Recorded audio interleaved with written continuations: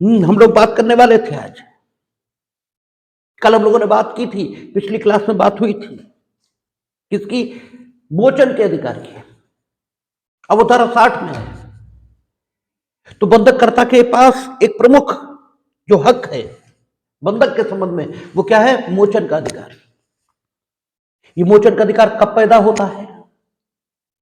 इस मोचन के अधिकार के अंतर्गत बंधककर्ता को क्या प्राप्त होगा? बंधककर्ता अपने मोचन के अधिकार का उपयोग किस किस प्रकार से कर सकता है? कब मोचन का अधिकार उपयोग नहीं किया जा सकता? और मोचन के अधिकार का उपयोग बंधक संपत्ति के एक भाग के संबंध में यह नहीं किया जा सकता सामान्य रूप से। ये सारी बातें हम लोगों ने धारा 60 में डिस्कस की थी। अब हम लोग बंधककर्ता के जो अन्य अधिकार है, बंधककर्ता को खाली एक मोचन का अधिकार यही नहीं है। लेजिस्लेचर ने बंधककर्ता के पक्ष में अन्य सुविधाएं हैं और अन्य अधिकार ये भी अनुमन्य किए हैं। लेजिस्लेचर ने बंधककर्ता को और भी कुछ हक और कुछ अधिकार ये दिए हैं, और वे हक और अधिकार 60 खा, धारा 61, धारा 62, धारा 63 और 63A यहां दिए गए। इसलिए इन सारे सेक्शंस को हम लोग एक साथ देखते हैं। सेक्शन 58 हमें क्या बता रहा था? सेक्शन 58 हमें यह बता रहा था कि बंधक इनफैक्ट क्या है। बंधक के प्रारूप में, बंधक के फॉर्म में जब संपत्ति का अंतरण होता है तो इनफैक्ट क्या ट्रांसफर होता है, और विधिक तौर पर बंधक हो सके इसके लिए क्या जरूरी है, यह 59 बताता है। 59 उन फॉर्मेलिटीज को बताता है जिनके माध्यम से एक विधिपूर्ण बंधक अस्तित्व में आएगा। विधिपूर्ण बंधक अस्तित्व में आने के लिए उसने क्या जरूरी बताया? उसने कहा कि अगर सादा बंधक है तो उसका मूल्य कहने का तात्पर्य है कि बंधक धन का मूल्य 1 रुपए से लेकर अनंत रुपए तक कितना भी हो, बंधक हमेशा कैसे होगा? रजिस्टर्ड डीड के माध्यम से। और जब रजिस्टर्ड डीड के माध्यम से होगा इसका मतलब लिखित होगा, अनुप्रमाणित होगा। क्योंकि ट्रांसफर ऑफ प्रॉपर्टी एक्ट में संपत्ति का अंतरण 3 स्टेजेस से गुजरता है। पहला स्टेज एग्जीक्यूशन यानी निष्पादन इसका होता है। सेकंड स्टेज अटेस्टेशन इसका होता है, और थर्ड स्टेज आता है जब रजिस्ट्रेशन ये होता है। तो अगर उसने कहा लिखित और रजिस्टर्ड डीड, मीनिंग दरबाई अनुप्रमाणित होगा ही होगा। तो 59 उन इसेंशियल्स की चर्चा कर रहा है। हम किसी भी चीज को पढ़ते हैं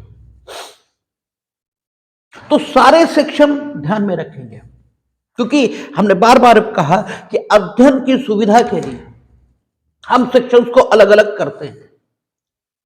वास्तव में सारे सेक्शन एक साथ पढ़े जाने चाहिए, क्योंकि वे एक साथ, ठीक है, एक बात को लागू होते हैं। कोई क्रिमिनल ट्रायल चल रहा है तो जो आपराधिक विचारणा है उस पर पूरी सीआरपीसी एक साथ लागू हो रही है। जिस सेक्शन की जरूरत हो जाएगी वही सेक्शन फट से एप्लीकेबल हो जाएगा। कोई अन्य न्यायालय है, वहां कोई चीज है जिसकी दूसरे न्यायालय को अपने समक्ष चल रहे विचारण में आवश्यकता है। सेक्शन 91 ठीक है कहता है कि विचारण, जांच और अन्य कार्यवाहियां इनमें से कुछ भी किसी भी दंड न्यायालय के समक्ष चल रहा हो। अगर दंड न्यायालय को किसी वस्तु की, किसी चीज की, किसी दस्तावेज की जरूरत है तो वह किसी भी न्यायालय अथवा व्यक्ति की अभिरक्षा में हो वह उसे मंगवा सकेगा। डाकटार प्राधिकारी की अभिरक्षा में कोई चीज है, सेक्शन 92 है। मंगवा सकेंगे। तो अब सेक्शन 91 और 92, आपको सेशन ट्रायल चल रहा, तो हम तो सेशन ट्रायल साहब 225 से लेकर 237 तक देखेंगे, तो कैसे चलेगा? तो पूरी सीआरपीसी एक है, उसमें कहीं भी कुछ भी लिखा है वो किसी भी विचारण में एप्लीकेबल ये हो जाएगा। ऐसे ही हर कानून होता है। आप ट्रांसफर ऑफ प्रॉपर्टी एक्ट पढ़ोगे तो सारी चीजें एक साथ देखनी पड़ेंगी। 58 ये बताता है बंधक कितने प्रकार के हैं, और कोई बंधक, ठीक है, जब भी किया जाएगा तो उसमें वास्तव में क्या होगा, संपत्ति के एक हित का ट्रांसफर ये होगा। लेकिन एक विधिपूर्ण बंधक हो कैसे, एक लॉफुल मोर्टगेज ये अस्तित्व में आ जाए, ये इन एग्जिस्टेंस हो जाए, इसके लिए जरूरत क्या है, तो वो 59 बताता है। 59 कहता है कि सिंपल मोर्टगेज हमेशा लिखित और रजिस्टर्ड, हक विलेखों के निक्षेप द्वारा बंधक जरूरत ही नहीं। हक विलेखों का निक्षेप हुआ, हक विलेखों का निक्षेप हमने पहले भी कहा डिपॉजिट, ये अंग्रेजी उसकी। टाइटल डीड्स डिपॉजिट की गई मोर्टगेजी के पास इस आशय से कि ये टाइटल डीड जिस प्रॉपर्टी से संबंधित है उस प्रॉपर्टी को लोन यानी बंधक धन अनपेड रहने की दशा में आपके पक्ष में हम विक्रय करा लेने का हक ये ट्रांसफर करते हैं। बस इस सारे ट्रांजैक्शन को हम क्या कहेंगे, हक विलेखों के निक्षेप द्वारा बंधक। इसके रजिस्ट्रेशन की कोई जरूरत नहीं। शेष बंधक जितने बचे, शेष कौन से बचे, सशर्त विक्रय, अंग्रेजी विलक्षण और भोग बंधक, ये शेष बचे।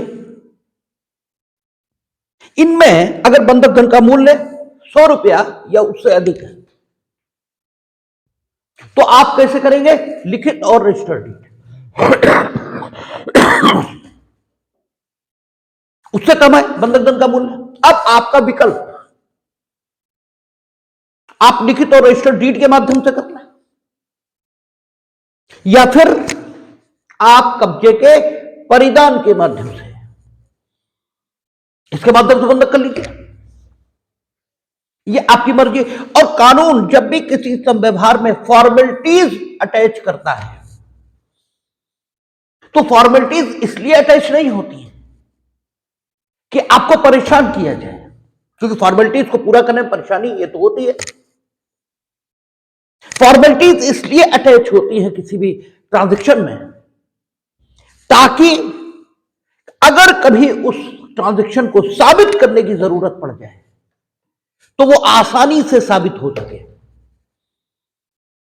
100 रुपया 1882 में बनना ये टीपी है, उस समय 100 रुपया बहुत मूल्यवान,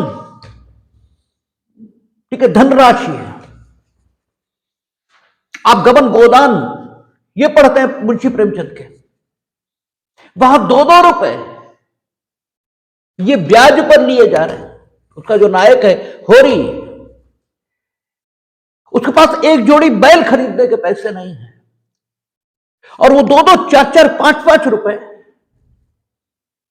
साहूकारों से, मनी लेंडरों से उधार लेता घूम रहा है। इससे मतलब ये निकलता है कि 1882 में 100 रुपया बहुत बड़ी रकम ये रही होगी। 100 रुपया अगर बंधक धन दिया गया है तो बंधक करता है या बंधकदार दोनों में से किसी की भी नीयत कभी भी खराब हो सकती है, इसलिए रखा गया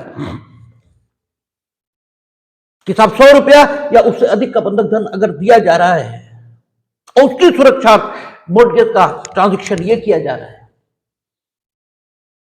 तो वो कैसे होगा, लिखित और रजिस्टर्ड डीड इसी से होगा।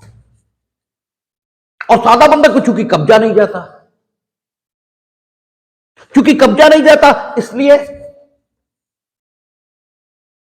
उसका रजिस्टर्ड होना यही, चाहे 1 रुपया, भाई उसमें है क्या, कब्जा तो बंधककर्ता के पास ही रहेगा। हक विलेखों के निक्षेप द्वारा ये नॉन रजिस्टर्ड होगा, लेकिन इसको सामान्य तौर पर करने की इजाजत दी नहीं थी। कहा कलकत्ता, मुंबई और मद्रास, तीन ही जगह, बाकी संप्रक्त राज्य सरकार जहां जहां। तो चीजें कैसी हैं, क्यों हैं, ये देखना पड़ता है। 59A बंधककर्ता और बंधकदार की परिभाषा में कौन कौन शामिल होगा ये बताया। 60 मोचन के अधिकार की चर्चा ये कर रहा था। 60A 60B ये भी कुछ हक बंधककर्ता को दे रहा है। असल में है क्या, बंधककर्ता एक कमजोर आदमी है, उसकी सहायता किए जाने की जरूरत है, और कानून हमेशा उस व्यक्ति के प्रति नरम दृष्टिकोण ये अपनाएगा जो कमजोर है। आपने देखा अवयस्क, विकृत, इनके पक्ष में कानून बहुत लिबरल है, उनका प्रोटेक्शन ये करना कानून अपना कर्तव्य ये मानता है। हम लोगों ने सीपीसी देखा था, आदेश 32, जो विकृत व्यक्ति, अवयस्क, ये मुकदमा कैसे लाएंगे, इनके ऊपर मुकदमा कैसे आएगा, इस संबंध में चर्चा करता था। वहां एक नियम था कि अगर अवयस्क का हित ये मुकदमे में इन्वॉल्व है और उस मुकदमे में अवयस्क के हित का प्रतिनिधित्व करने वाला अवयस्क का गार्जियन ये समझौता करता है,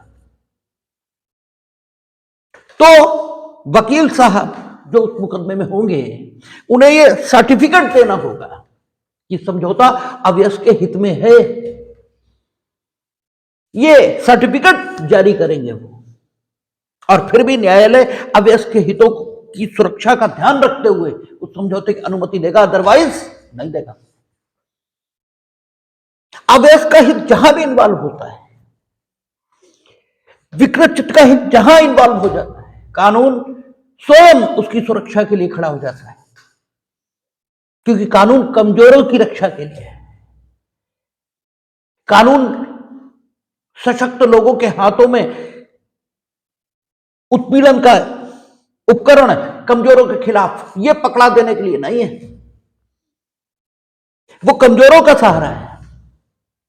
बंधककर्ता एक कमजोर आदमी है,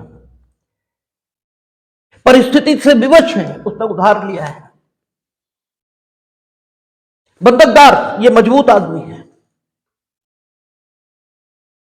और बंधकदार ने जिस प्रतिभूति पर, जिस सिक्योरिटी पर, यानी जिस बंधक संपत्ति पर, बंधक संपत्ति तो सिक्योरिटी बनेगी, जिस प्रतिभूति पर धन उधार दिया है, वो प्रतिभूति बंधक धन के मुकाबले बहुत मूल्यवान है। हम लोग धारा 66 का स्पष्टीकरण देखेंगे जब पहुंचेंगे धारा 66 पे, वो संपत्ति अधिक मूल्यवान है बजाय बंधक धन के, इन कंपैरिजन ऑफ, ठीक है, बंधक धन जो सिक्योरिटी है, बंधक संपत्ति वह अधिक मूल्य की है, इसलिए बंधक करता इसका हित ये एट रिस्क है, उसकी सुरक्षा ये करने की जरूरत है। इसलिए धारा 60 में कहा कि बंधक का, ठीक है, बंधककर्ता का जो मोचन का अधिकार है अपराजेय, और यह निर्वापित होने से पहले, खत्म होने से पहले कभी भी उपयोग किया जाएगा, कभी भी। बंधक कर्ता का जो मोचन का अधिकार है निर्वापित होगा कैसे, तो दो तरीके धारा 60 में लिखे, बाकी एक विधि की क्रिया द्वारा, ये माना जाता है कि विधि की क्रिया से भी निर्वापित हो सकता है। दो तरीके सिर्फ बताए उन्होंने, या तो पक्षकारों के काम और या न्यायालय की डिग्री। इससे पहले बंधककर्ता का मोचन का अधिकार ये समाप्त नहीं हो सकता। क्यों? क्योंकि नोक्स बनाम राइस में जो प्रिंसिपल कहा गया वो हमारे उच्चतम न्यायालय ने भी मान्य किया, और कहा कि बंधककर्ता ने जो बंधक किया था वो सिर्फ और सिर्फ लोन के रीपेमेंट को सिक्योर्ड, गारंटीड कर देने के प्रयोजन से किया था। इसलिए अगर किसी भी क्षण, भले ही लोन के रीपेमेंट की डेट निकल चुकी है, लेकिन अगर संपत्ति मौजूद है और बंधककर्ता उस डेट के बाद भी लोन का रीपेमेंट प्लस इंटरेस्ट ये सब कुछ पेड करने को तैयार है, तो फिर उसकी संपत्ति उसे वापस क्यों नहीं मिलनी चाहिए? भाई कोई कारण नहीं है, जिस काम के लिए उसे किया गया था वो काम हो रहा है आपने, और ये कानून की मूल भावना है। आपने इंडियन कॉन्ट्रैक्ट एक्ट में भी देखा था कि समय संविदा का सार है। जहां समय संविदा का सार है, अगर समय के बाद संविदा का पालन होता है, यानी समय पर अपालन रहता है, लेकिन उसके बाद संविदा का पालन होता है, तो क्या होता था, संविदा वचन ग्रहीता के विकल्प पर शून्य करणीय हो जाती थी, और वो चाहता तो संविदा का पालन ये स्वीकार कर सकता था, अपने उस अधिकार को सुरक्षित रखते हुए जो समय पर संविदा के अपालन से हुए नुकसान के संबंध में उसका है। ठीक है ना, ये आपने वहां भी देखा था। तो कानून मूल भावना के मुताबिक काम करता है। बंधक की मूल भावना क्या है? बंधक मूल भावना में क्या है? बंधक मूल भावना में बंधकदार के लोन के रीपेमेंट की गारंटी है। यही तो है बंधक। तत्वतः इन सबस्टेंस बंधक इसीलिए तो अस्तित्व में आया था। तो अगर कभी भी बंधक करता इस लोन को विद इंटरेस्ट वापस करने को तैयार है, और उस समय तक उसका मोचन का अधिकार निर्वापित खत्म, ये भी नहीं हुआ, क्योंकि कोई न्यायालय की डिग्री नहीं और न पक्षकारों की कोई ऐसे काम है, तो आखिर क्या कारण है कि वापस ना हो? इसीलिए धारा 60 में आपने देखा था। अब 60 का एक और एडिशनल राइट ये दे रही है, किसे? बंधककर्ता को। 60 का क्या कहती है कि बंधककर्ता को हक होगा। देखिए, बंधककर्ता ने मिस्टर ए से रुपया उधार लिया, बंधक धन उधार लिया। मिस्टर ए ऊंची ब्याज पर उसे पैसा दिए हुए, उसे पूरा हक होना चाहिए। ठीक है, उसे पूरा हक होना चाहिए बंधककर्ता को कि अगर निचले ब्याज पर उसे कहीं पैसा मिल रहा है तो वो निचले ब्याज की दर पर पैसा लेकर मिस्टर ए को संतुष्ट कर दे,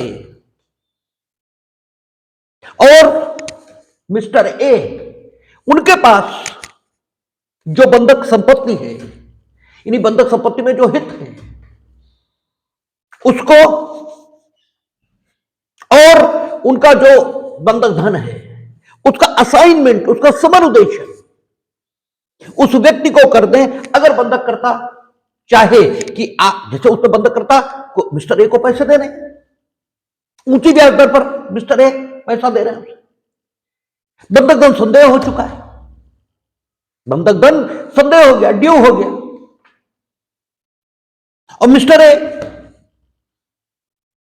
इन्होंने अभी कोई न्यायालय की डिग्री ये भी नहीं प्राप्त की जिससे उसका मोचन का अधिकार खत्म हो गया, पक्षकारों के कोई ऐसे काम भी नहीं,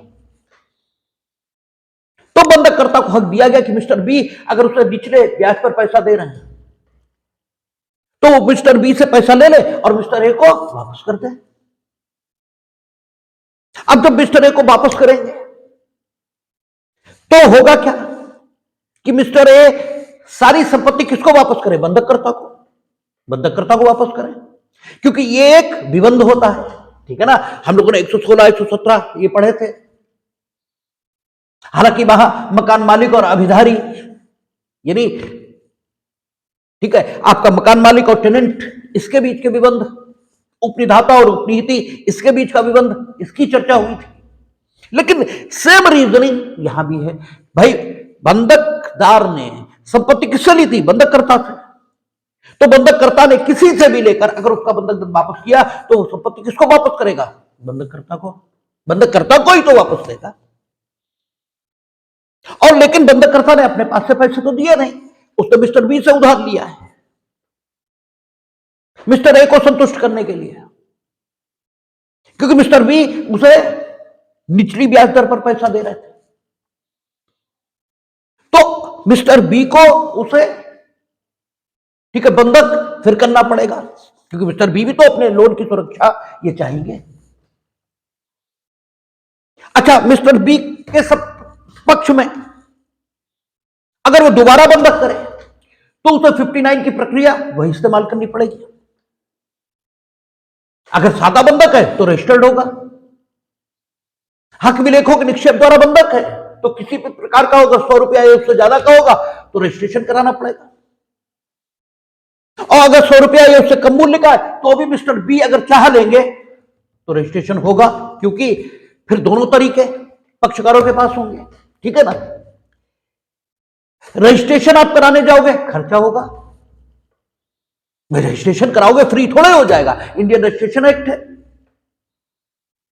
वो रजिस्ट्रेशन फीस के सब रूप में कुछ पैसा दिए जाने के, आप बैनामा कराने जाओ वकील साहब बताएंगे कि भाई इतने का स्टैंप लगेगा और साथ में 1% रजिस्ट्रेशन फीस होगी। ठीक है, क्योंकि गवर्नमेंट रजिस्ट्रेशन करेगी तो रजिस्ट्रेशन फीस, निबंधन शुल्क ये लेगी। तो एक तो स्टैंप जाएगा प्लस रजिस्ट्रेशन फीस जाएगी, फिर वकील साहब भाई वो काम कर रहे हैं, उनकी आजीविका का साधन वकालत ही है, तो वो भी कोई फीस मांगेंगे, तो कुल मिलाकर खर्च होगा बंधककर्ता का।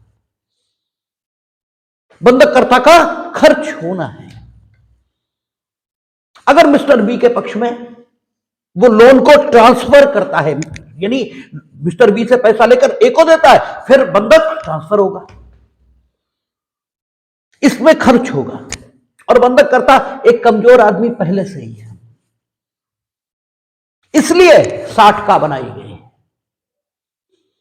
और 60 का यह हक देती है बंधककर्ता को कि वह अपने बंधकदार से, ठीक है, उस समय जबकि वह बंधक धन का पेमेंट करने का हकदार है, यानी उसके मोचन का अधिकार ये बना हुआ है, खत्म नहीं हुआ, उस समय एक बंधकदार को उसके बंधक धन का भुगतान करके उससे यह अपेक्षा कर सकता है कि वह बंधक धन जो उसे ड्यू था, सिक्योरिटी जो उसके पास है यानी बंधक संपत्ति, ये सारी चीजें उसके द्वारा बताए गए व्यक्ति को समनुदिष्ट कर दे, असाइन कर दे, यानी विदाउट एनी रजिस्ट्रेशन वो सारी चीजें मिस्टर ए की जगह मिस्टर बी समझ लिए जाएंगे और बंधककर्ता का खर्च ये बच जाएगा। तो 60 का जोड़कर एक सुविधा ये बंधककर्ता को दे दी ताकि बंधककर्ता के पक्ष में एक सुविधा आ जाए, बंधककर्ता कुछ और आसानी ये अनुभव करे, क्योंकि वो एक कमजोर आदमी है। कानून प्रैक्टिकल है, आपके व्यवहारिक जीवन में जो समस्याएं आ रही हैं उन समस्याओं का समाधान यही कानून प्रस्तुत कर रहा है, और कानून को उसी रूप में पढ़ेंगे तो वो आपको सुविधा ये तो देगा ही, एग्जाम में सिलेक्शन नंबर सब कुछ दिलाएगा, और अगर नंबर के लिए पढ़ेंगे, हेडिंगें याद करेंगे, बिना समझे उसको रटेंगे, तो हो सकता है इतिहास के विद्यार्थियों की तरह आपको ये ह्यूमैनिटीज स्ट्रीम के अन्य विद्यार्थियों की तरह विषय आपको रट तो जाए, लेकिन वो समझ में नहीं आएंगे और किसी उपयोग के नहीं रहेंगे। ठीक है, इसलिए कानून को उस ढंग से समझना चाहिए जिस ढंग से वो बना है, वो लागू होने के लिए बना है ना। तो उसमें प्रैक्टिकल प्रॉब्लम्स जो हैं उनके सॉल्यूशंस दिए हैं, उन सॉल्यूशंस को कौन सा सॉल्यूशन किस सेक्शन में है ये जब आप देखेंगे तो चीजें बड़ी आसानी से समझ में आती हैं और याद होती हैं। धारा 60 का सबसेक्शन 1, धारा 60 का सबसेक्शन 2 क्या कहता है? धारा 60 का सबसेक्शन 2 कहता है कि अगर एक से अधिक बंधकदार है, क्योंकि आपने देखा था कि एक संपत्ति अनेक बंधकदारों को बंधक रखी जा सकती है। यह कॉन्सेप्ट स्पष्ट ज्यादा तब होगा जब धारा 66 हम लोग पढ़ेंगे। धारा 66 बताएगी कि कितना बंधक धन किसने दिया है, तो उसके अगेंस्ट जो प्रॉपर्टी बंधक संपत्ति के रूप में उसे मिलनी चाहिए वो कितने मूल्य की होनी चाहिए। ठीक है, बंधक संपत्ति अधिक मूल्य की होती है बंधक धन की तुलना में। आपने 1 लाख रुपए ये बंधक धन में दिया, हमारी 1 करोड़ की संपत्ति ये हमने आपके पास बंधक कर दी, हो सकता है, लेकिन हमने 2 लाख किसी और से ली, तो यही प्रतिभूति, यही बंधक संपत्ति जो 1 करोड़ रुपए जिसकी कीमत है, 1 लाख के लिए भी बंधक संपत्ति के रूप में काम कर सकती है और 2 लाख के अतिरिक्त लोन के लिए भी यही बंधक संपत्ति, यही संपत्ति बंधक संपत्ति के रूप में काम कर सकती है। इसकी अनुमति धारा 66 देगी। कैसे देगी? जब धारा 66 पर पहुंचेंगे तब देख लेंगे। आप मोटे में ऐसा समझ लीजिए कि ऐसी अनुमति वो देगी।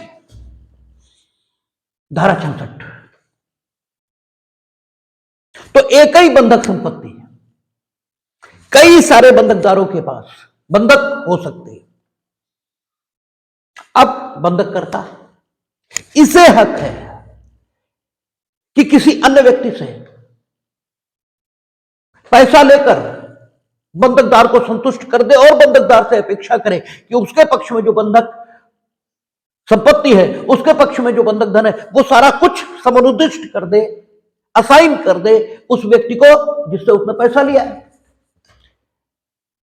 अब एक संपत्ति के एक से अधिक बंधकदार है, तो हर पूर्विक बंधकदार को, पूर्विक बंधकदार किसे कहेंगे?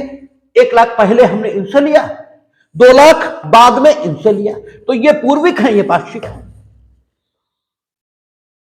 ठीक है, ये फार्मर है और ये लेटर है।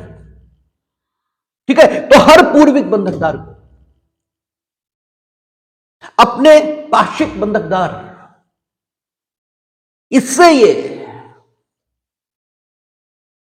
बंधककर्ता के समान ही, बंधककर्ता और हर पूर्विक बंधकदार को, या यूं कहें बंधककर्ता और हर बंधकदार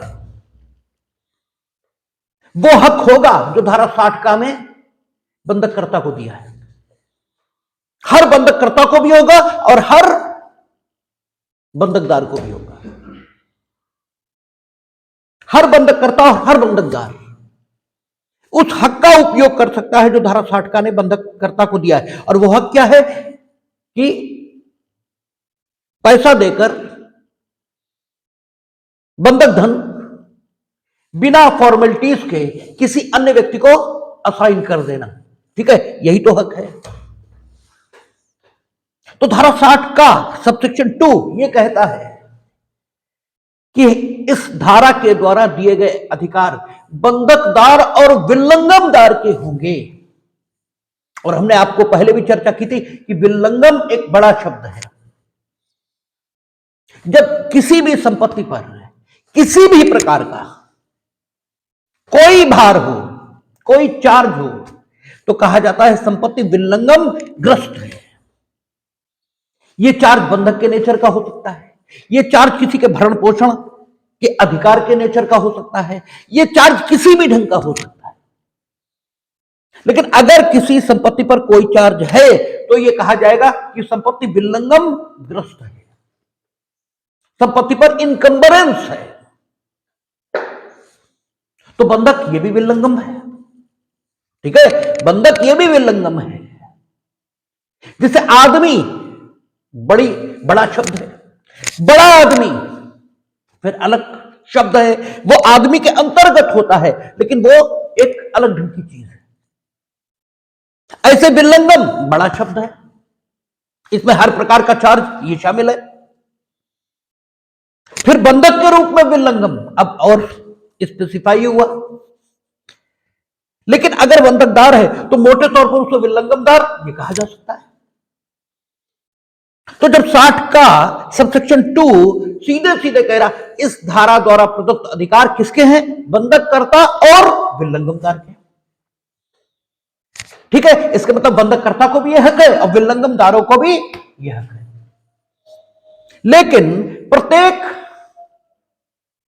ठीक है, इच्छा जो विल्लंघमदार ने व्यक्त की है वह अभिभावी होगी, वो प्रिवेल करेगी उस इच्छा पर जो बंधककर्ता ने अभिव्यक्त की है।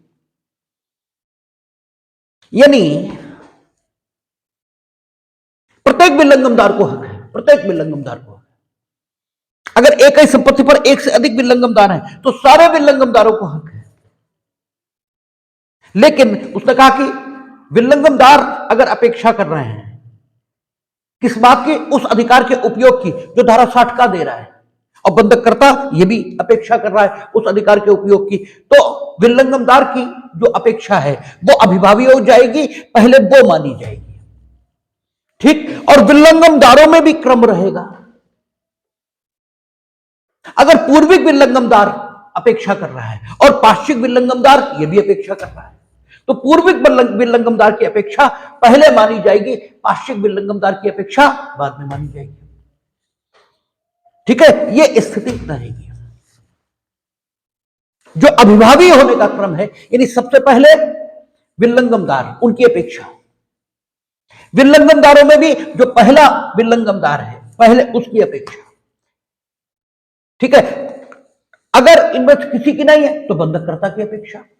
वो यानी अगर इसे प्रैक्टिकली लागू करें तो होगा क्या, 60 का सबसेक्शन 2 क्या कहती है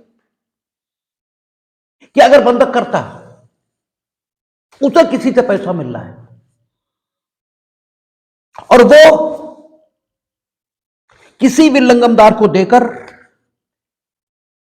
उस विल्लंघमदार से यह कह रहा है कि अपना हित यानी अपना बंधक धन और बंधक संपत्ति उस व्यक्ति को असाइन कर दीजिए, ठीक है, उस व्यक्ति को दे दीजिए, तो किसी भी विल्लंघमदार की अपेक्षा के अभाव में कोई अन्य विल्लंघमदार कुछ नहीं कह रहा, केवल बंधककर्ता कह रहा है, केवल बंधककर्ता कह रहा है कि साहब जो है अपना हित, बंधक धन और बंधक संपत्ति फला व्यक्ति को असाइन कर दीजिए, तो विल्लंघमदार उसको असाइन करेगा, 60 का के अधिकार का उपयोग करेगा, क्योंकि 60 का 2 क्या करे, इस धारा द्वारा प्रदत्त अधिकार बंधककर्ता और विल्लंघमदार के होंगे। अब बंधककर्ता भी कह रहा है एक विल्लंघमदार से जो तीसरे नंबर का विल्लंघमदार है या जो चौथे नंबर का विल्लंघमदार है, उससे बंधककर्ता भी कह रहा है, और पहले नंबर वाला या दूसरे नंबर वाला विल्लंघमदार ये भी कह रहा है कि आप अपना बंधक धन, अपना जो बंधक संपत्ति में हित है वो हमें या मेरे द्वारा बताए गए व्यक्ति को असाइन करिए। तो विल्लंघमदार की बात पहले मानी जाएगी, बंधककर्ता की बात पहले नहीं मानी जाएगी। तो फर्स्ट विल्लंघमदार जो है उस वो जिसे बता रहा होगा, तीसरे या चौथे को उसी को करना पड़ेगा। ठीक है, बंधक संपत्ति और बंधक धन का असाइनमेंट उसी को करना पड़ेगा। अब बंधककर्ता भी कह रहा है पहले नंबर का या दूसरे नंबर का बंधकदार भी कह रहा है, और तीसरे नंबर का बंधकदार यह भी कह रहा है, किससे, चौथे नंबर के बंधकदार। तो सबसे पहले नंबर का बंधकदार जो बता रहा है, ठीक है ना, उसे उसके द्वारा बताए गए व्यक्ति को, या उसे अगर वो खुद के लिए कह रहा होगा, भाई वो ये भी तो कर सकता है खुद ही पैसा दे दे, ठीक है, तो इन्हें जो बाद वाले बंधकदार हैं, बाद वाले विल्लंघमदार हैं, उन्हें अपना बंधक धन इसे असाइन करना पड़ेगा। क्यों? क्योंकि धारा 60 का सबसेक्शन 2 कहती है कि इस धारा द्वारा दिया गया अधिकार किसका होगा, बंधककर्ता और विल्लंघमदार इसका होगा। किंतु प्रत्येक वह अपेक्षा जो विल्लंघमदार ने की है वह बंधककर्ता पर अभिभावी होगी, ठीक है, और जब विल्लंघमदार ये भी अपेक्षा करेंगे तो प्रत्येक पाश्चिक विल्लंगमदार द्वारा की गई अपेक्षा पूर्विक विल्लंगमदार द्वारा की गई अपेक्षा इसके अधीन रहेगी, अर्थात पूर्विक विल्लंगमदार की अपेक्षा अभिभावी होगी, ये कहता है। ठीक है, तो 60 का और 60 का 2 बंधककर्ता को बिना उन औपचारिकताओं को दोहराए, जो औपचारिकताएं उसे बंधक को ट्रांसफर करने पर धारा 59 की मौजूदगी के कारण, ठीक है, फिर से करनी पड़ेंगी, बिना उन औपचारिकताओं को दोहराए अपने बंधक धन को एक व्यक्ति से दूसरे व्यक्ति में ले जाने का हक ये दे देती है, और इस ढंग से बंधककर्ता को के खर्च को बचाती है। तो धारा 60 का एक सुविधा है जो विधायिका ने, लेजिस्लेचर ने बंधककर्ता के पक्ष में मान्य की है। अब हम लोग धारा 60 का इसे देख लेंगे, इसके शब्द क्या है। कहता है जहां की बंधककर्ता मोचन के लिए हकदार है, मोचन के लिए हकदार है, इसका मतलब यह है उसका मोचन का अधिकार निर्वापित नहीं होना चाहिए, खत्म नहीं होना चाहिए, क्योंकि कोई भी सुविधा तुम्हें तभी होगी जब तुम्हारा मोचन का अधिकार तो हो। अगर मोचन का अधिकार ही नहीं तो फिर काहे बात की सुविधा। धारा 60 का तो एक कंसेशन, एक सुविधा, एक रियायत, यह आपके पक्ष में, ठीक है, मान्य कर रही है। तो पहले अधिकार तो हो तब तो कंसेशन है। तो कहता है कि जहां की बंधककर्ता मोचन के लिए हकदार है, वहां उन किन्हीं शर्तों की पूर्ति पर जिनकी पूर्ति पर वह प्रति अंतरण कराने की अपेक्षा करने का हकदार हो जाता है। कौन से शर्तों की पूर्ति पर वह प्रति अंतरण कराने का हकदार हो जाता है, यह हम लोगों ने धारा 60 में देखा है। यानी बंधक धन ड्यू होना चाहिए और बंधक धन वापस होना चाहिए, तब वो प्रति अंतरण कराने का हकदार है। यानी जहां पर उसका मोचन का अधिकार बना हुआ है, उसमें मोचन के अधिकार, इन शब्दों का जो कम्युलेटिव इफेक्ट आएगा, इन दोनों शब्दों का, इन दोनों वाक्यों का जो समेकित प्रभाव होगा, जो कम्युलेटिव इफेक्ट होगा, वो ये कि बंधककर्ता का मोचन का अधिकार न सिर्फ बना हुआ है बल्कि उसने मोचन के अधिकार का उपयोग भी किया और बंधक धन की वापसी ये भी करनी है। कहता है कि जहां की बंधककर्ता मोचन के लिए हकदार है, वहां उन किन्हीं शर्तों की पूर्ति पर, जिनकी पूर्ति पर वह प्रति अंतरण करने की अपेक्षा करने का हकदार हो जाता है, वह बंधकदार से यह अपेक्षा कर सकेगा कि वह उस संपत्ति को प्रति अंतरित करने की बजाय ऐसे अन्य व्यक्ति को जिसे बंधककर्ता निर्दिष्ट करे, बंधक ऋण समनुदेशित करे और बंधक संपत्ति अंतरित करे तथा बंधकदार तदनुसार समनुदेशन और अंतरण करने के लिए आबद्ध होगा। Meaning there will be no option available to the mortgagee. He is bound to transfer the mortgage property and mortgage loan to that person to whom the mortgager, ठीक है, will indicate, ठीक है, उसे आप देंगे ही देंगे। और बंधककर्ता स्वयं के सिवाय उन दशाओं में जबकि वह प्रतिअंतरण कराने का हकदार हो गया, अर्थात तो बंधक धन दे दिया है, ठीक है, तो वो किसी अन्य व्यक्ति को निर्दिष्ट क्यों कराएगा। तो प्रैक्टिकली ये इसी सिचुएशन में लागू होने के लिए बनाया गया सेक्शन है, ताकि बंधककर्ता किसी अन्य से पैसा लेकर इस बंधकदार को संतुष्ट कर सके और जिससे पैसा लेगा उसके पक्ष में पुनः बंधक करने के लिए फॉर्मेलिटीज में लगने वाले खर्च को बचाते हुए सीधे सीधे इसके पक्ष में ट्रांसफर करवा सके पूर्विक बंधकदार से। ठीक है, ये एकदम, इसमें कोई हमें नहीं लगता कि आपको नहीं समझ में आया होगा। ठीक है, अब 60 का सबसेक्शन 2 कहता है इस धारा द्वारा प्रदत्त अधिकार ये किसका है? बंधककर्ता और विल्लंगमदार के होंगे, यानी दोनों के हैं। बंधककर्ता का भी है, विल्लंगमदार का भी है। विल्लंगमदार भी अपेक्षा कर सकता है किसी अन्य विल्लंगमदार को, ठीक है, उसके बंधक धन की अदायगी करके, उन दशाओं में जिन दशाओं में बंधककर्ता मोचन के उसका मोचन का अधिकार बना हुआ प्रतियंत्रण का हक रखता है, ठीक है, तो वो भी क्या कर सकता है कि उसके बंधक धन की अदायगी करते हैं। और बंधक संपत्ति और बंधक धन ये निर्दिष्ट करने के लिए कहे स्वयं के द्वारा निर्दिष्ट व्यक्ति, स्वयं के द्वारा निर्दिष्ट व्यक्ति वो स्वयं भी हो सकता है, कोई और भी हो सकता है, ठीक है। तो इस धारा द्वारा प्रदत्त अधिकार किसके किसके? बंधककर्ता और विल्लंगमदार के। और किसी मध्यवर्ती विल्लंगम के होते हुए भी बंधककर्ता या किसी भी विल्लंगमदार द्वारा परिवर्तित कराए जा सकेंगे, यानी कोई मध्यवर्ती विल्लंगमदार, यानी पहला भी है, दूसरा भी है, तीसरा भी है, चौथा भी है, तो चौथा भी इस अधिकार का प्रयोग कर सकता है, तीसरा भी कर सकता है। मध्यवर्ती विल्लंगम के होते हुए किसी भी विल्लंगमदार द्वारा परिवर्तित कराए जा सकेंगे, किसी भी। किंतु किसी विल्लंगम द्वारा की गई अपेक्षा बंधककर्ता द्वारा की गई अपेक्षा पर अभिभावी होगी, यानी किसी भी विल्लंगमदार की, चाहे वो क्रम में कितना भी नीचे हो, चाहे वो चौथे नंबर का विल्लंगमदार है, चाहे वो तीसरे नंबर का विल्लंगमदार है, लेकिन अगर फर्स्ट और सेकंड ने कोई अपेक्षा नहीं कर रखी, बंधककर्ता ने कर रखी और उसने कर रखी, तो उसकी मानी जाएगी। बंधककर्ता जिसे लोन निर्दिष्ट करने की बात कर रहा होगा उसको नहीं, ये जिसे कह रहा होगा उसे, ठीक है।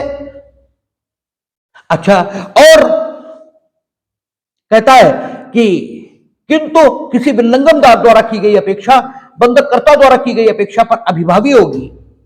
और जहां तक विल्लंगमदारों के बीच का संबंध है, जहां तक कई सारे विल्लंगमदार हैं, जहां तक विल्लंगमदारों के बीच का संबंध है, पूर्विक विल्लंगमदारों की अपेक्षा पार्श्विक विल्लंगमदारों की अपेक्षा पर अभिभावी होगी।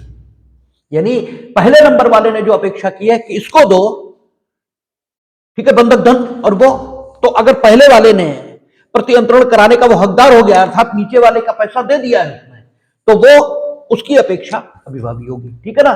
तो जहां तक विल्लंगमदारों का संबंध है, पूर्विक विल्लंगमदार इसकी अपेक्षा अभिभावी। जहां तक विल्लंगमदारों और बंधककर्ता के बीच का संबंध है, तो विल्लंगमदारों की अपेक्षा अभिभावी। और विल्लंगमदार कोई अपेक्षा कर ही नहीं रहे, खाली बंधककर्ता ही कर रहा, तो 60 का ही है, चाहे 1 के हिसाब से चाहे 2 के हिसाब से बंधककर्ता जिसे कहेगा उसे दिया ही जाएगा, ठीक है। कहता इस धारा के उपबंध उस बंधकदार के बारे में लागू नहीं होते जिसका कब्जा है या रहा है। सकब्जा बंधकदार के क्या अधिकार होते हैं? यह धारा 76 है, मेरा ख्याल जहां तक है सेक्शन 76 बताएगा। वो बंधकदार जो सकब्जा बंधकदार है, तो बहुत आप देख लें, धारा 76 ही होगी मेरे ख्याल से, एक है, हाँ, तो धारा 76 सकब्जा बंधकदार के अधिकार बताती है। इसलिए सकब्जा बंधकदार के क्या अधिकार होंगे वो 76 जब आएगी तब बात करेंगे, और तब इसे एक बार और लेकर दोनों का संबंध भी जोड़ देंगे। लेकिन फिलहाल मोटे में आप इतना याद कर लें कि सकब्जा बंधकदार को यह अधिकार, ठीक है, नहीं देती, क्योंकि सकब्जा बंधकदार के अधिकार के लिए स्पेसिफिकली अलग से सेक्शन बना हुआ है, और यह निर्वचन का सामान्य सिद्धांत है कानून के कि जिस स्पेसिफिक सिचुएशन के लिए स्पेसिफिक लॉ मौजूद है उसके बारे में जनरल लॉ लागू नहीं होगा, ठीक है ना। तो सकब्जा बंधकदार के अधिकारों के लिए स्पेसिफिक कानून मौजूद है, इसलिए वो उसी को लागू होगा। तो 60 का 1, 60 का 2 और 60 का 3, 60 खा, ठीक है। अब 60 खा पर हम लोग बात करेंगे, और 60 का इसका जो मार्जिनल नोट है वो भी यही कहता है, obligation to transfer to third party instead of retransferring to mortgagor, ठीक है।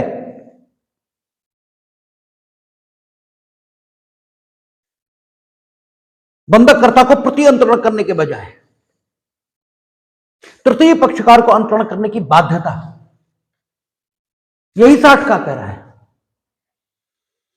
तो इसलिए 60 का ये कंसेशन ये देता है।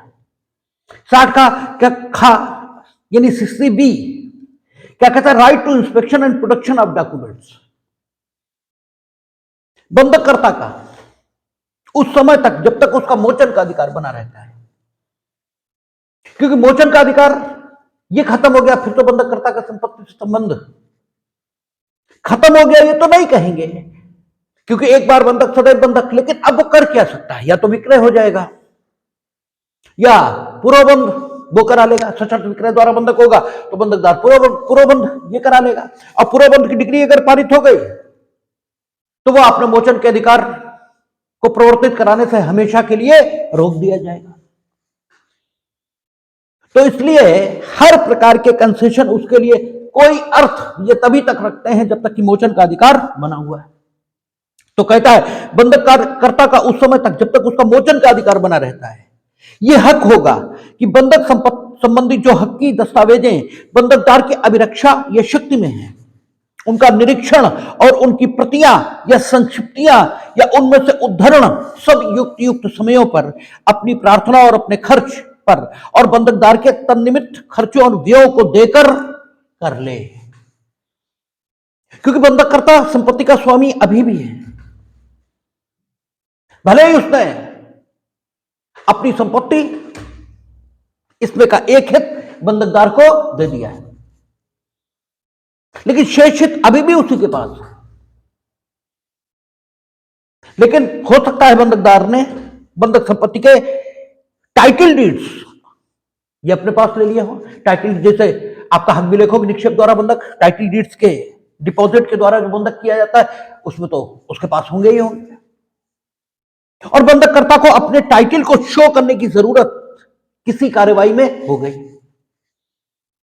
क्योंकि हक विलेखों के निक्षेप द्वारा बंधक, इसमें कब्जा ये तो जाएगा नहीं, कब्जा तो बंधककर्ता के पास ही बना हुआ है। अब कब्जा जब बंधककर्ता के पास है, विलक्षण बंधक है, सादा बंधक प्लस हक विलेखों के निक्षेप द्वारा बंधक, दोनों के लक्षण उसमें मिल रहे हैं। टाइटल डीड्स भी डिपॉजिट है और कब्जा भी ट्रांसफर है। ठीक है, कुछ भी हो सकता है। तो अब मान लीजिए कोई बंधककर्ता की संपत्ति पर कब्जा करने लगा, हक विलेखों के निक्षेप द्वारा बंधक है, कब्जा बंधककर्ता के पास बना हुआ है और बंधकदार के पास टाइटल डीड्स है। अमुक व्यक्ति आकर बंधककर्ता की संपत्ति पर कब्जा ये करने लगा। बंधककर्ता क्या करे इस दशा में? इंजंक्शन सूट ये फाइल करेगा, अंतर्गत धारा 36, 37, 38 ये सारे, और ये मांग करेगा कि अमुक संपत्ति मेरी है और इस पर इन्हें कब्जा करने से रोक दिया जाए। और अंतर्गत आदेश 39 नियम 1 व 2, ठीक है, अनुतोष इसकी मांग अस्थायी व्यादेश की सूरत में ये भी करेगा। और अस्थायी व्यादेश इसे अनुदत्त कब होगा, इसे मिलेगा कब, इसके पक्ष में ग्रांट कब होगा, इसके संबंध में आपसे चर्चा हुई कि जब ये 2-3 बातें शो करें। एक तो ये कि ये संपत्ति का स्वामी है, पहली चीज, ये उसके कब्जे में है। दूसरी चीज, सुविधा का संतुलन, बैलेंस ऑफ कन्वीनियंस इसके फेवर में है। और तीसरा, अगर इसे टेम्परेरी इंजंक्शन न दिया गया तो इसे ऐसा नुकसान होगा जिसकी प्रतिपूर्ति धन से संभव नहीं होगी। ये चीजें साबित करें तो इसे टीआई यानी टेम्परेरी इंजंक्शन ये मिलेगा। तो सबसे पहली चीज तो ये साबित करनी की मेरी है। और टाइटल डीड्स किसके पास है? बंधकदार के पास। तो निरीक्षण करने, उनके उद्धरण प्राप्त करने, उनकी संक्षिप्तियां ये तो जरूरत पड़ेगी। या एक उदाहरण हमने दिया, ऐसे बहुत से काम हो सकते हैं जिसमें बंधककर्ता को अपने जो बंधकग्रस्त संपत्ति है उसकी टाइटल डीड्स की जरूरत हो जाए और टाइटल डीड्स बंधकदार के पास हो। ठीक है, तो उन दशाओं में 60 खा उसकी मदद करने के लिए बनाई गई है। हालांकि 60 खा न हो और बंधकदार अच्छा आदमी हो तो वैसे भी दे देगा, लेकिन अच्छा आदमी ना हो, क्योंकि कानून अच्छों के लिए नहीं बना है। अच्छे तो नैतिकता के सिद्धांतों से अपना जीवन जी लेंगे। कानून तो कमीनों के लिए बना है, कानून तो बुरों के लिए बना है। और इसीलिए हम बार बार कहते हैं किसी भी समाज में अगर कानून है इसका मतलब उस समाज में गंदे लोग हैं। कानून की मौजूदगी ये अच्छी बात नहीं है, कानून की गैर मौजूदगी अच्छी बात यही है। तो अगर बंधकदार अच्छा आदमी होगा तो बिना साठ खा के भी दे देगा, लेकिन बंधकदार अच्छा आदमी हो तो साठ खा की जरूरत क्यों हो? तो बंधककर्ता की उन दशाओं में मदद करने के लिए यह सेक्शन बनाया गया है जिसे हम बंधककर्ता का निरीक्षण करने का अधिकार, दस्तावेजों को पेश कराने और उनका निरीक्षण, दस्तावेजों के निरीक्षण और पेश कराने का अधिकार, यह कहते हैं। पेश कराने का भी अधिकार है उसका, क्योंकि हम लोगों ने पढ़ा था एविडेंस एक्ट धारा 130, धारा 131, अगर किसी व्यक्ति के पास कोई दस्तावेज है, ठीक है, और वो किसी अन्य के हक की दस्तावेज है, तो न्यायालय उन हक की दस्तावेजों को इस व्यक्ति से पेश करने के लिए तब तक नहीं कहेगा जब तक इस व्यक्ति की उस व्यक्ति के साथ जिसकी वे टाइटल डीड्स हैं इस प्रकार का कोई समझौता ना हो, ठीक है ना। तो समझौता यहां तो सीधे सीधे कानूनी हक है, कानूनी है। तो पेश कराने का और निरीक्षण करने का अधिकार यह साठ के द्वारा बंधककर्ता के पक्ष में, ठीक है, दिया गया है, लेकिन बंधककर्ता को इसके खर्चे बंधकदार को देने होंगे, क्योंकि अपने व्यय पर, ठीक है, और उनकी प्रतियां वगैरह वो प्राप्त करना चाहता है तो बंधककर्ता को तन्निमित्त व्ययों की पूर्ति उसे करनी पड़ेगी। ये 60 का 61, ये समेकन का सिद्धांत इसको अपने में समाहित करता है। यह भी बंधककर्ता की सुविधा उसके लिए शामिल किया गया है। पहले इंग्लैंड में क्या था कि अगर एक व्यक्ति बंधकदार के तौर पर यह मौजूद है और उसी ने एक व्यक्ति की कई संपत्तियां अपने पास बंधक रखी हैं, एक व्यक्ति की कई संपत्तियां एक ही व्यक्ति के पास बंधक है, और सारी बंधक संपत्तियों के संबंध में उसका बंधककर्ता का मोचन का अधिकार पैदा हो गया, यानी सारे बंधक धन ड्यू हो गए, सारे बंधक धन ड्यू हो चुके हैं। तो बंधककर्ता मजबूर था, विवश था कि वो सारे बंधकों का मोचन एक साथ कराए। वो अलग अलग बंधक संपत्तियों का मोचन नहीं करा सकता था, यद्यपि बंधक अलग अलग थे।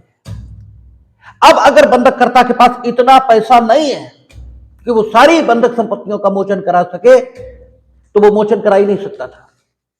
कैसे करा लेगा? सारे उसे एक साथ कराने, और फिर हो सकता सारे उसके चले जाते, सारे के बंधक धन का भुगतान करके मोचन कराने का जो लायक धन, जितनी धन की आवश्यकता उतना उसके पास होता नहीं, तो सारा उसका चला जाता। ये बड़ी असामयिक स्थिति थी, इसलिए वहां भी इसको बदला और हिंदुस्तान में भी 61 में, ठीक है, एक सिद्धांत लाए, और वो सिद्धांत बंधककर्ता के फायदे के लिए है, और सिद्धांत के माध्यम से बंधककर्ता को उन्होंने हक दिया कि अगर बंधककर्ता के एक से अधिक बंधक किसी एक बंधकदार के पास हैं और सारे ड्यू हो गए, सारे ड्यू हो गए, तो वो एक या अधिक जितने भी बंधकों का, यानी सबका, अगर बंधक सारे बंधकों का मोचन कराने का सामर्थ्य उसमें है तो सारे का करा ले, और सारे बंधकों का मोचन कराने की सामर्थ्य अगर उसमें नहीं भी है तो वो एक या अधिक जितने बंधकों का मोचन कराने का सामर्थ्य रखता है उतने बंधकों का बंधक धन देकर उतने बंधकों का मोचन ये प्राप्त कर ले।